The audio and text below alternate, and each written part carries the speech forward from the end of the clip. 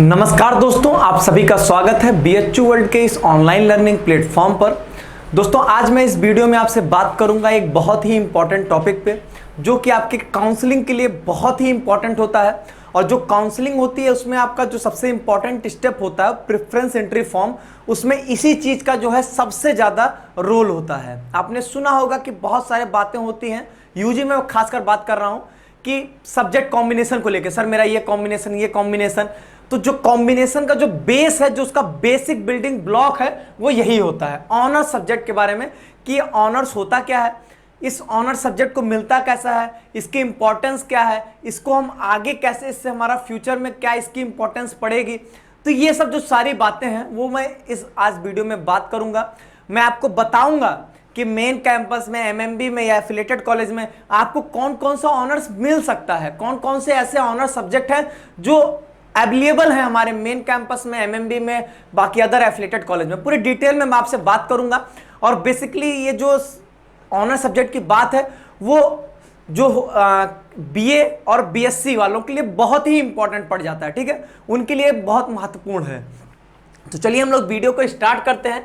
सबसे पहला जो ये पॉइंट आता है, ये जो बेसिक क्वेश्चन ये सबके साथ होंगे, वो आप किसी भी ग्रुप के होंगे, कुछ भी होंगे, लेकिन ये आपके लिए बहुत इंपॉर्टेंट 3 क्वेश्चन आपके दिमाग में आता जरूर होगा। सबसे पहला चीज कि ऑनर सब्जेक्ट का मतलब क्या होता है, ये क्या होता है। तो मैं आपको बता दूं कि BHU जो होता है ये नॉर्मल ग्रेजुएशन नहीं होती यहां पर, कि बीए या बीएससी, नॉर्मल बीए बीएससी नहीं होती यहां पर, बीएससी ऑनर्स, बीए ऑनर्स होता है। इसका मतलब क्या होता है कि देखिए, आप जब भी एडमिशन लेंगे आपके पास टोटल 3 सब्जेक्ट्स होंगे, ठीक है, आपके पास 3 सब्जेक्ट्स होंगे। लेकिन जैसे आपका जो बीए बीएससी वो आपके 3 साल का होता है, तो आपके फर्स्ट ईयर और सेकेंड ईयर में आपको ये तीनों सब्जेक्ट्स पढ़ने होंगे, ठीक है। आपके पास स्टार्टिंग में 3 सब्जेक्ट होगा, 3 सब्जेक्ट में से कोई एक ऑनर सब्जेक्ट होगा आपका। जो भी आपको सब्जेक्ट कॉम्बिनेशन मिलता है वो इसी तरीके से मिलता है कि 3 सब्जेक्ट, उसके साथ एक कोई ऑनर्स होगा। तो मान लेते हैं कि जो सेकेंड सब्जेक्ट है वो ऑनर सब्जेक्ट है, ठीक है। तो जब आप 2 साल पढ़ेंगे तो 2 साल आपको ये तीनों सब्जेक्ट पढ़ना है। लेकिन जब आप अपने थर्ड ईयर में आएंगे, वो आपका बीए थर्ड ईयर हो या बीएससी थर्ड ईयर हो, तो वहां पर ये जो आपका ऑनर्स वाला सब्जेक्ट है सिर्फ वही पढ़ना है, ठीक है। इसका मतलब आपको फर्स्ट ईयर और सेकेंड ईयर ये तीनों सब्जेक्ट पढ़ने पड़ेंगे, लेकिन आपको जो थर्ड ईयर होगा वो सिर्फ आपको ये दूसरा सब्जेक्ट पढ़ना पड़ेगा, क्योंकि ये आपका ये ऑनर्स है। ये सीधा सा मतलब होता है ऑनर्स का। काफी लोग जानते हैं और काफी लोग इस बात को नहीं जानते हैं। दूसरा चीज है कि ऑनर्स सब्जेक्ट की इंपॉर्टेंस क्या है। इसकी इंपॉर्टेंस सबसे पहली चीज आपके काउंसलिंग प्रोसेस में है। आपके प्रेफरेंस एंट्री फॉर्म में जब आप सब्जेक्ट कॉम्बिनेशन की प्रायोरिटी देते हैं तो वहां पर इसकी बहुत इंपॉर्टेंस होती है। क्योंकि होता क्या है कि हर एक कोर्स में कुछ सब्जेक्ट है, मतलब कुछ ऑनर सब्जेक्ट है जो अवेलेबल हैं। अब उसमें से आपको जो अपनी प्रायोरिटी सेट करनी हो तो इसी बेसिस पे, कि जैसे कि मान लीजिए कि आप सोशल साइंस के हैं, बीए सोशल साइंस के, अब आपके अंदर यह है कि आपको ज्योग्राफी ऑनर्स ही पढ़ना है, तो वहां पर आप प्रायोरिटी सेट करते समय क्या करेंगे कि ज्योग्राफी ऑनर्स को टॉप पे रखेंगे, क्योंकि आपकी सबसे ज्यादा वो प्रायोरिटी है, ठीक है। तो ज्योग्राफी ऑनर्स के बाद दूसरा ऑनर्स रखेंगे, तो उस ऑनर्स के साथ जो भी सब्जेक्ट कॉम्बिनेशन होंगे उसको आप सबसे पहले रखेंगे। जैसे आप केमिस्ट्री ऑनर्स लेना चाहते हैं, तो केमिस्ट्री ऑनर्स अगर आप लेना चाहेंगे तो जो भी सब केमिस्ट्री ऑनर्स की कॉम्बिनेशन है उसको आप टॉप पे रखेंगे। जैसे PMC combination, physics chemistry math, ये इंपॉर्टेंस होता है। कुल मिला के काउंसलिंग में जो है इसका रोल ऑनर सब्जेक्ट का मोस्ट इंपॉर्टेंट होता है। आप जो भी अपनी प्रायोरिटी की बेसिस बनाएंगे वो ऑनर सब्जेक्ट होता है। दूसरा इसका इंपॉर्टेंस ये होता है, जिसमें आपके क्वेश्चन थर्ड का भी आंसर मिल जाएगा कि how it is relate with the future. होता क्या है कि आप जिस सब्जेक्ट से ऑनर्स करेंगे उसी से आप आगे भी अपनी पढ़ाई प्रोसीड करेंगे, अगर आप प्रोसीड करना चाहते हैं तो। अगर एमए एमएससी करना है तो आपके लिए आपका ये ऑनर्स, जैसे आपका मान लीजिए केमिस्ट्री ऑनर्स है तो आप एमएससी भी केमिस्ट्री से ही कर पाएंगे। तो अगर आप फ्यूचर उससे देखना चाहते हो, आगे उसमें कुछ सब्जेक्ट में करना चाहते हैं, तभी उस ऑनर्स को चूज करिएगा, ठीक है। तो जब आप अपनी चॉइस बनाइएगा तो थोड़ा सा इस सब चीज़ों को सोच लीजिएगा, ठीक है। तो ये आप ध्यान में रखिएगा कि एमएससी एमए जो भी आप करेंगे, फिर ये आपका, क्योंकि उसमें मांगता है, जो आपकी एलिजिबिलिटी मांगता है यही मांगेगा कि आप तीनों ईयर्स वो सब्जेक्ट पढ़े हो, और तीनों ईयर्स आप वही सब्जेक्ट पढ़ेंगे जो आपका ऑनर्स होगा, ठीक है। क्योंकि लास्ट ईयर तो आप बाकी 2 सब्जेक्ट आपके छूट जाएंगे, ठीक। ये बातें हो गई आपकी। ठीक, ये कुछ बेसिक क्वेश्चन है जो सबके दिमाग में चलते हैं। अब अगली बात ये आती है कि सर कौन कौन से सब्जेक्ट के ऑनर्स जो हैं वो अवेलेबल हैं, कौन से मेन कैंपस में, एमएमबी में, या अलग अलग ऐसे अलग अलग एफिलिएटेड कॉलेज में। तो अब हम उसकी बात करेंगे। स्टार्ट करते हैं हम लोग बीए आर्ट्स से। ठीक है, हम लोग बीए आर्ट्स से बात कर रहे हैं, और इसमें जो हम लोग बात कर रहे हैं वो आपके मेन कैंपस के लिए हम लोग सबसे पहले बात कर रहे हैं। तो सबसे पहले आप देख लीजिए, आपके मेन कैंपस में इतने लैंग्वेजेस के, ये सारे आपके लैंग्वेजेस हैं, अरेबिक, बंगाली, हिंदी, कन्नड़, ये सब आप स्क्रीनशॉट लेके पढ़ लीजिएगा। इतने लैंग्वेज के ऑनर्स जो हैं आप चाहेंगे तो आपको मिल जाएगा। दूसरा, कुछ ये इंपॉर्टेंट सब्जेक्ट्स हैं, इनके भी आपके ऑनर्स जो हैं आप बीए आर्ट्स में चाहेंगे तो आपको मिल जाएगा, जिसमें आप एंशिएंट हिस्ट्री है, फिलॉसफी है, लिंग्विस्टिक्स है, ज्योग्राफी है, मैथमेटिक्स है, स्टैटिस्टिक्स है, इकोनॉमिक्स है, ये सब जो है ऑनर्स जो है आपको मिल जाएंगे। ठीक, बीए आर्ट्स के फैकल्टी इन मेन कैंपस में, एफएमसी में। एक बात आप याद रखिएगा, अगर आप बीए आर्ट्स में इकोनॉमिक्स ऑनर्स चाहते हैं, अगर आप बीए आर्ट्स का एग्जाम दिए, आप क्वालिफाई करते हैं और आप इकोनॉमिक्स ऑनर्स चाहते हैं, तो वहां एक बात बहुत इंपॉर्टेंट पड़ जाती है, जो मैंने यहाँ पे नोट्स में लिख रखा है आपके लिए। वो ये बात है, मैं आपको समझा देता हूं क्या लिखा है उसमें, कि अगर आप इकोनॉमिक्स ऑनर्स चाहते हैं तो आपके पास जो कॉम्बिनेशन है वो क्या होना चाहिए, वो आपका स्टैट्स प्लस मैथ्स और प्लस इकोनॉमिक्स। ठीक है, आपके पास अगर ये कॉम्बिनेशन होगा, stats plus mathematics plus economics, तभी आपको इकोनॉमिक्स ऑनर्स बीए आर्ट्स में मिल पाएगा। ठीक है, और सिर्फ इसकी 10 सीट्स हैं, ये साफ साफ आपके बुलेटिन में लिखा हुआ है कि इसकी आपके 10 सीट्स ही टोटल हैं। ठीक, तो ये रही आपकी बात। बीए आर्ट्स में इतने जो हैं आपके कॉम्बिनेशंस हैं, इसको आप आराम से स्क्रीनशॉट लेके पढ़ लीजिएगा। ठीक है, अब इसमें आगे हम लोग देखते हैं कि बीए आर्ट्स में एमएमबी में जो है वो कौन कौन से ऑनर्स मिलेंगे आपको, अगर आप एमएमबी में पढ़ना चाहते हैं। तो लैंग्वेज में बात करेंगे तो इतनी लैंग्वेजेस आपको एमएमबी में मिल जाएंगी, जिसमें आपकी बंगाली, हिंदी, उर्दू, इंग्लिश, ये सब है। कुछ सब्जेक्ट है वो मैंने नीचे लिख दिया है।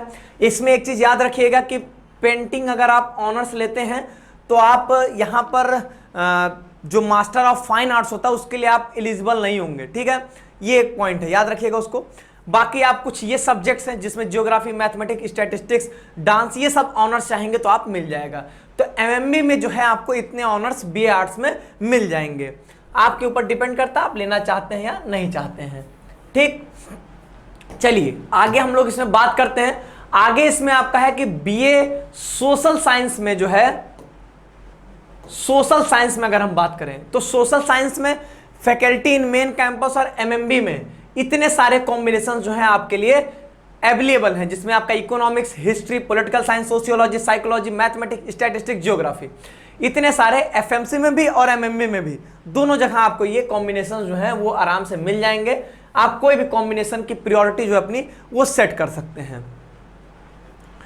ठीक, इसके बाद जो है इसमें, इसके बाद देखिए, इसके बाद मैंने यहां पर एफिलिएटेड कॉलेज लिखा है। एफिलिएटेड कॉलेज में सबसे पहले हम लोग बात कर रहे हैं आर महिला, एक मिनट, इसमें हम लोग सबसे पहले बात कर रहे हैं आपका एएमपीजी, आर महिला पोस्ट ग्रेजुएट कॉलेज के बारे में।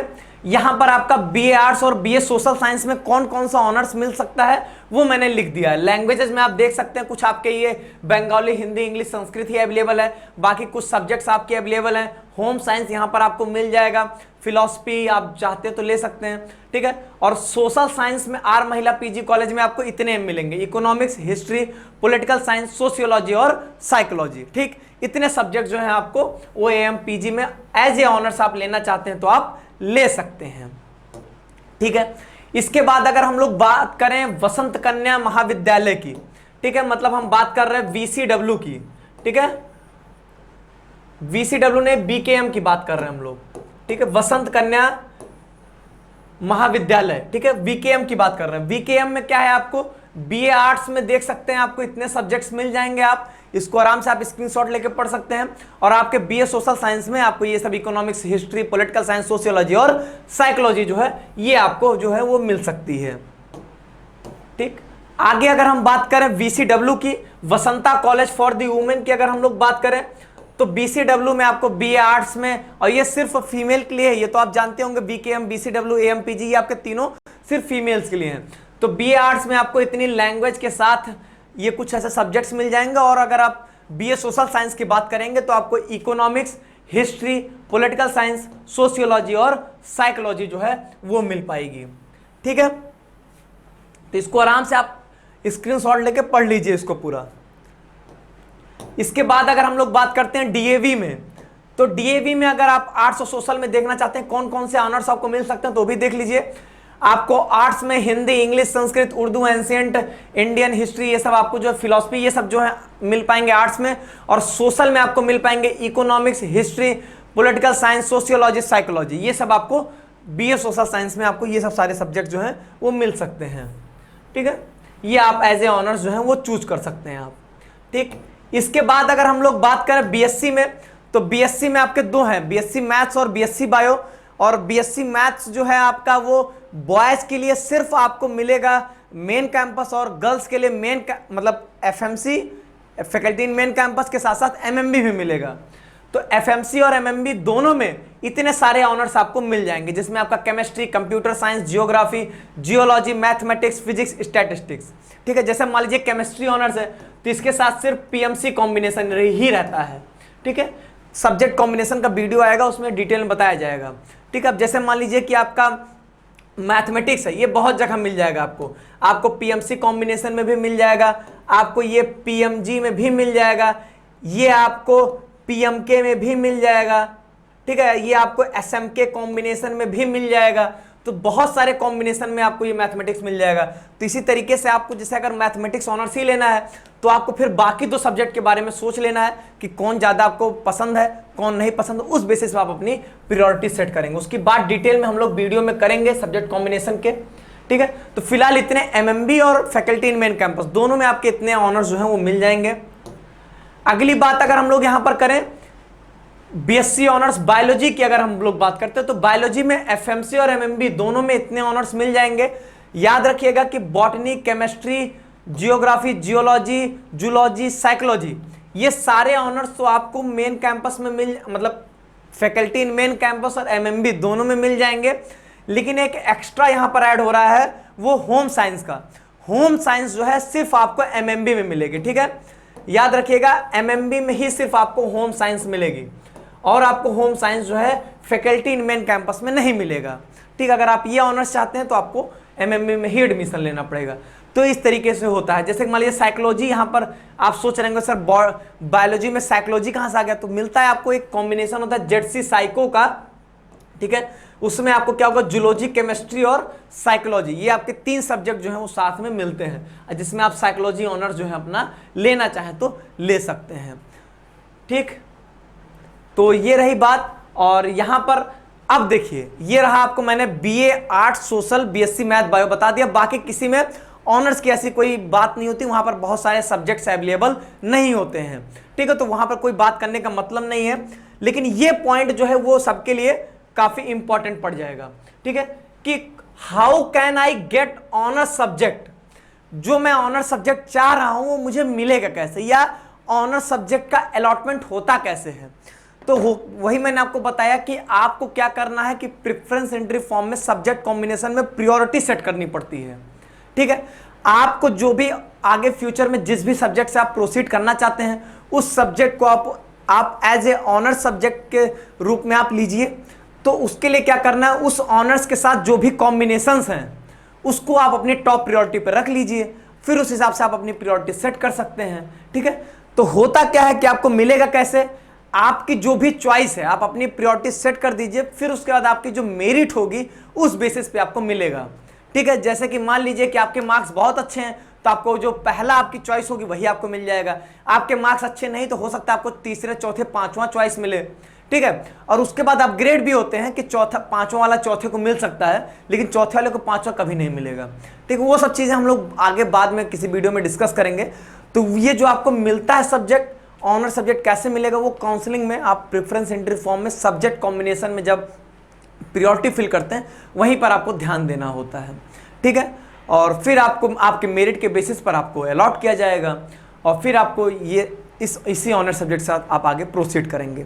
एक बात ये भी होती है, अभी इस साल तक बीएचयू में आप ऑनर्स जो हैं वो अगर third year last year change करना चाहें तो वो चेंज कर सकते हैं, ऐसा ऑप्शन देते हैं, ठीक है। लेकिन ये कोई ऑफिशियल स्टेटमेंट नहीं है, ये अभी तक हुआ है, आगे भी होगा या नहीं होगा ये पहले से कोई नहीं बता सकता है। तो बढ़िया होगा कि आप जो लेना चाहते हैं उसको पहले से ही डिसाइड कर लीजिए। ऐसा ना हो कि आप सोचे कि अभी कोई भी ले लेते हैं आगे जाके चेंज करा लेंगे, तो मान लीजिए आगे जाके वो प्रोविजन ही नहीं रहता तो क्या करेंगे, ठीक है। तो इस सब चीज़ों को थोड़ा सा ध्यान देकर अब उसका स्कोप क्या है उस सब्जेक्ट का, ये सब सोच कर ही तभी आप ऑनर सब्जेक्ट अपना सेलेक्ट करिएगा। तो ये ऑनर सब्जेक्ट के बारे में कंप्लीट इंफॉर्मेशन हो गई इस वीडियो में। मैं उम्मीद करता हूं कि आपको सारी बातें समझ में आई होंगी। अगर अभी भी आपके कोई डाउट्स हैं तो आप कमेंट बॉक्स में डाल सकते हैं। बाकी इसी तरीके से आपको काउंसलिंग से रिलेटेड किन चीज़ों में ज़्यादा प्रॉब्लम आ रही है उसको कमेंट बॉक्स में ज़रूर बताइएगा। तो आज के वीडियो में बस इतना ही। बहुत बहुत धन्यवाद आपका।